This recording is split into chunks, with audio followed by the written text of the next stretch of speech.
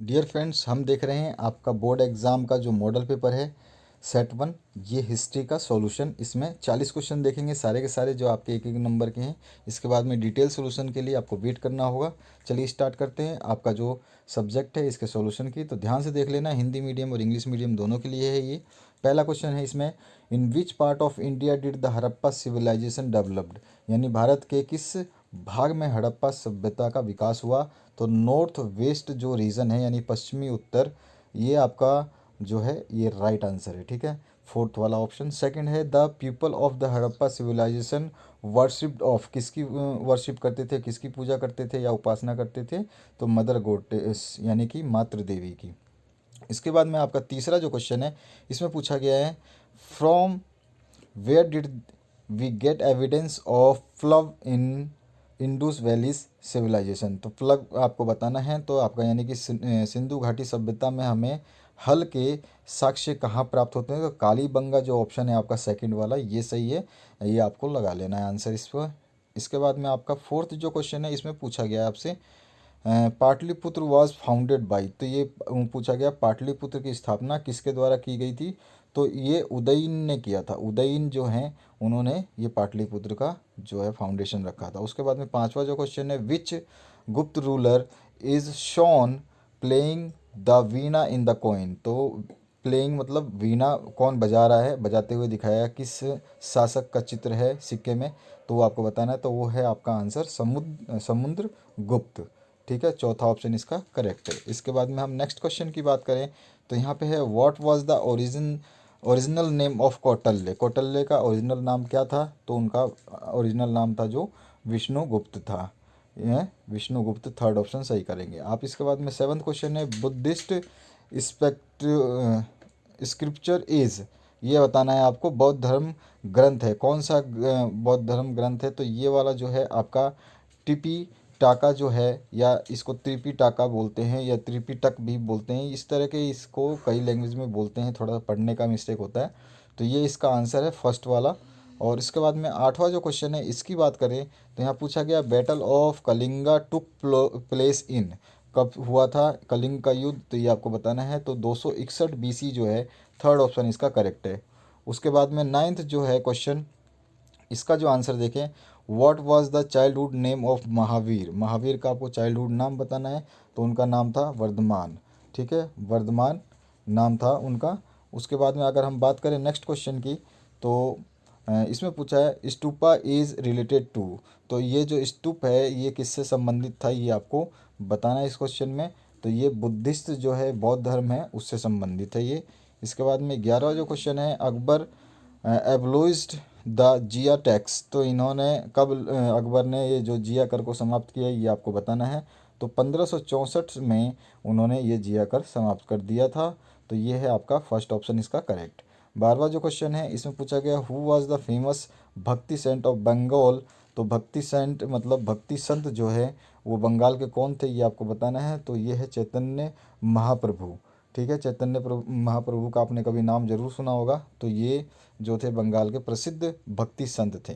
इसके बाद में 13वां जो क्वेश्चन है, who brought the bhakti movement from South India to North India. यानी कि भक्ति आंदोलन को दक्षिण भारत से उत्तर भारत में कौन लाया था।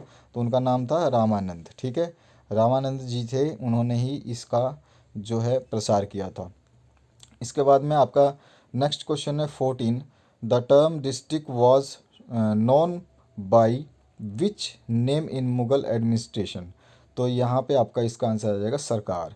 ठीक है, सरकार जो है आपका मुगल प्रशासन में जिला को किस नाम से जाना जाता था, सरकार के नाम से जाना जाता था। उसके बाद में 15वां जो क्वेश्चन है, ब्रह्मना is written in which language. तो ये आपको बताना है, सॉरी बाबरनामा है ये, Baburnama is written in which language. तो इसका जो आंसर है आपका तुर्किश हो जाएगा, तुर्की लैंग्वेज में ये लिखा हुआ है। उसके बाद में 16वां जो क्वेश्चन पूछा गया, the period of which Mughal ruler is called golden era. मतलब कौन सा ऐसा काल था जिसको हम आपको स्वर्ण युग कहते हैं। तो शाहजहाँ युग का जो काल था उसको स्वर्ण युग कहते हैं। तो इसमें आपका आंसर नंबर फोर्थ करेक्ट हो जाएगा। इसके बाद में 17वां जो क्वेश्चन है पूछा गया इसमें, शेख निजामुद्दीन औलिया दरगाह इज़ लोकेटेड इन। तो यहाँ पे निज़ामुद्दीन जैसे ही नाम आया तो निज़ामुद्दीन आपके दिल्ली में ही है। हज़रत निज़ामुद्दीन रेलवे स्टेशन भी है वहाँ पर, तो इसका आंसर जो हो जाएगा दिल्ली हो जाएगा। शेख निज़ामुद्दीन औलिया का दरगाह कहाँ स्थित है, तो दिल्ली में। उसके बाद में 18वां जो क्वेश्चन है, who among the following is not a Sufi saint. तो यहाँ पे सूफी संत कौन नहीं है ये आपको बताना है। 4 ऑप्शन है, तो इसमें मीराबाई जो है वो सूफी संत नहीं है। इसका आंसर हो जाएगा मीराबाई। थर्ड ऑप्शन करेक्ट करेंगे आप इसमें। 19th जो क्वेश्चन है इसमें पूछा गया, who gave the diwani of Bengal to the East India Company. तो ईस्ट इंडिया कंपनी को बंगाल की दीवानी किसने प्रदान की थी, तो इसका जो आंसर हो जाएगा शाह आलम। ठीक है, शाह आलम द्वितीय जो थे उन्होंने ये करा था। उसके बाद में 20वां जो क्वेश्चन है, the revolt of 1857 at Lucknow was lead by. किसके द्वारा ये नेतृत्व किया गया, कौन इसका कैप्टन था, तो इसमें थे हजरत महल, जो आपकी बेगम हजरत महल है वो थी। उसके बाद में अगर हम बात करें, उन्होंने ये जो लड़ाई लड़ी थी ये अपने छोटे से बच्चे को लेकर लड़ी थी। इसके बाद में 21वां जो क्वेश्चन है, which one of the following territories was not affected by the revolt of 1857। यानी कि 1857 की यानी 1857 की जो क्रांति हुई थी, इसमें कौन सा हिस्सा जो है प्रभावित नहीं हुआ था, तो चित्तौड़ जो है वो प्रभावित नहीं हुआ था। ऑप्शन नंबर 4 आप इसमें करेक्ट कर लेंगे। 22वां जो क्वेश्चन है, Cornwallis code was created in. तो कॉर्नवालिस जो कोड बना वो कब बना ये आपको बताना था, तो इसका आंसर हो जाएगा 1793, 1793। इसके बाद में नेक्स्ट जो क्वेश्चन है इसमें पूछा गया है, Mahalwari settlement was first implemented in which territory. तो ये पूछा गया है, सर्वप्रथम मालावाड़ी व्यवस्था जो है किस प्रांत में लागू की गई थी, तो सेंट्रल प्रोविंस आगरा पंजाब जो है आपका, मध्य प्रांत जो है मतलब एमपी में, आगरा में और पंजाब में जो है इसको लागू किया गया था। उसके बाद में अगर हम बात करें 24वें क्वेश्चन की, who was the settled in Damin i Koh. तो वहाँ पे कौन मतलब गया या बस गया, तो ये आपको बताना है। तो इसका जो सही आंसर होगा वो साथल होगा। ठीक है, फोर्थ ऑप्शन आपको 24वें में करेक्ट करना है।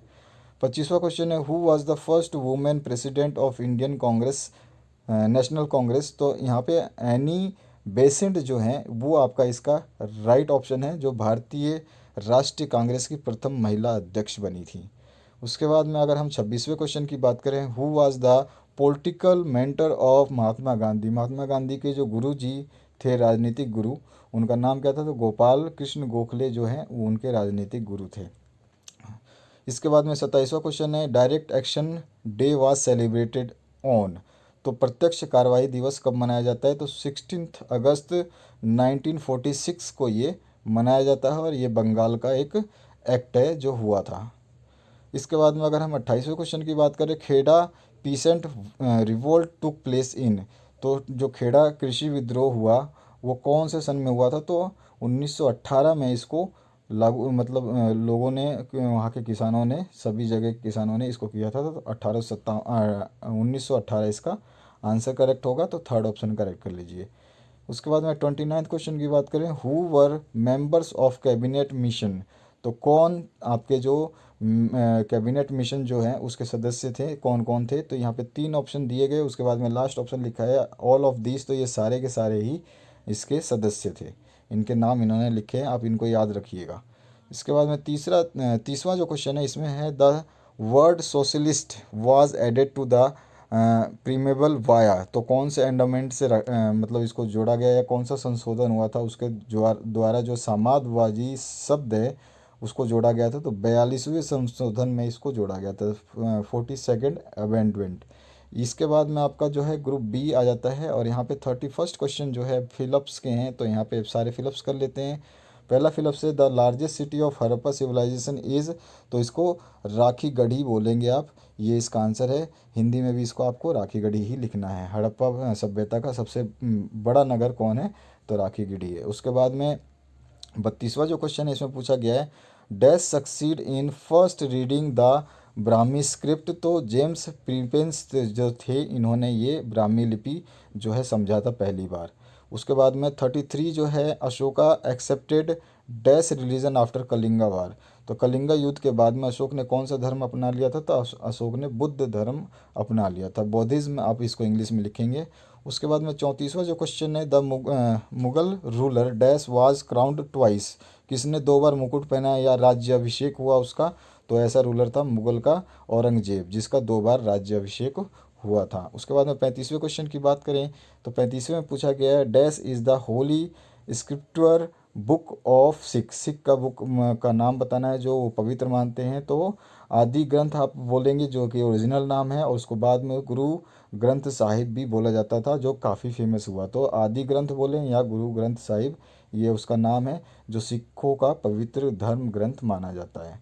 36 नंबर है, Ibadat Khana was built by Akbar in dash, तो अकबर द्वारा जो है खालिस्तान समय में इबादत खाना का निर्माण हुआ। तो 1575 में इबादत खाना बनाया गया जिसमें लोग नमाज वगैरह पढ़ सकें, अपने अपने धर्म का जो भी भगवान हैं उनको याद कर सकें। उसके बाद में 37 नंबर है, the Ryotwari system was first implemented in, तो सर्वप्रथम रैयतवाड़ी व्यवस्था जो है ये कब लागू की गई थी, तो इसका जो आंसर हो जाएगा वो हो जाएगा 1792 है, 1792।